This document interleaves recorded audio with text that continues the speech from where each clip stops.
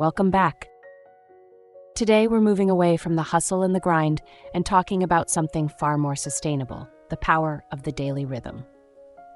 In times of crisis, especially the ones we see in the headlines today, people often ask how anyone finds the strength to keep going.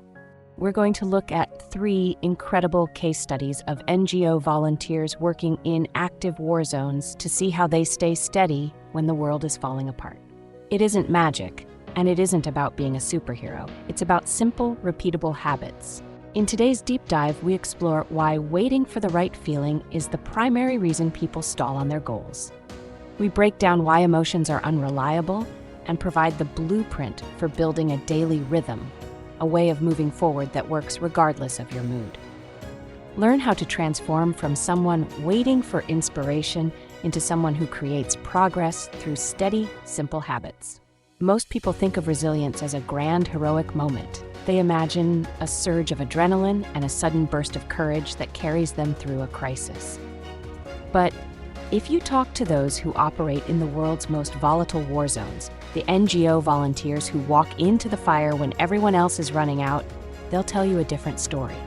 They'll tell you that motivation is a fair weather friend. It's the first thing to evaporate when things get difficult.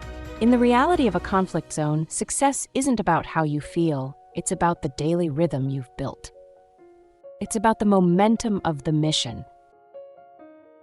When you are responsible for lives, not feeling like it isn't an option, you move because the rhythm of the work requires movement. Let's look at our first case study, the logistics of the last mile. Imagine a volunteer named Elias. He's driving a truck filled with supplies toward a village that hasn't seen aid in weeks. The bridge is out and his GPS is failing. A person relying on feeling might feel defeated or overwhelmed, but Elias relies on a steady habit of problem solving. He doesn't wait for a spark of inspiration, he just looks at the next step. If the bridge is out, he looks for a raft. He breaks the big, scary problem into small, quiet tasks.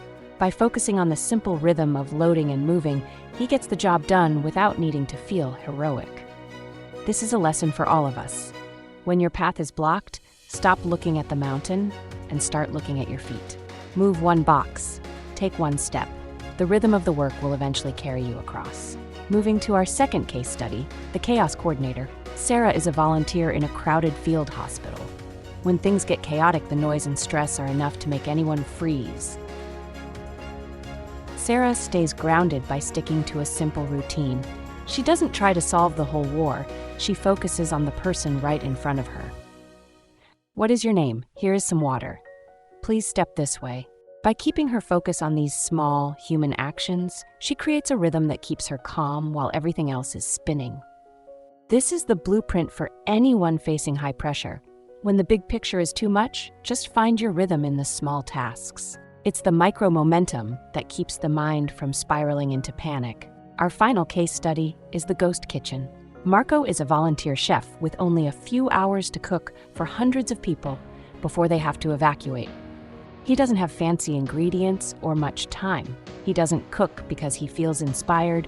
He cooks because the rhythm of the kitchen carries him. The steady act of kneading bread and stirring pots becomes his shield against fear. He turns his stress into a productive pace, ensuring everyone has a meal to take with them. He isn't waiting for hope, he is making it one plate at a time. He understands that physical movement, the simple act of doing, is the best antidote to despair. These 3 individuals show us that resilience isn't a superpower, it's a choice to keep moving. It's the result of deciding that the routine is more important than the mood. Whether you are building a business, studying, or just trying to get through a hard day, the lesson is the same. Build your rhythm. Trust your habits, and when you don't know how to go on, just focus on the very next small step. That is how you stay strong. Resilience isn't about being loud or fearless, it's about being consistent. Whether you are helping a community in a crisis or just trying to reach your own personal goals, remember that the daily rhythm is your greatest tool.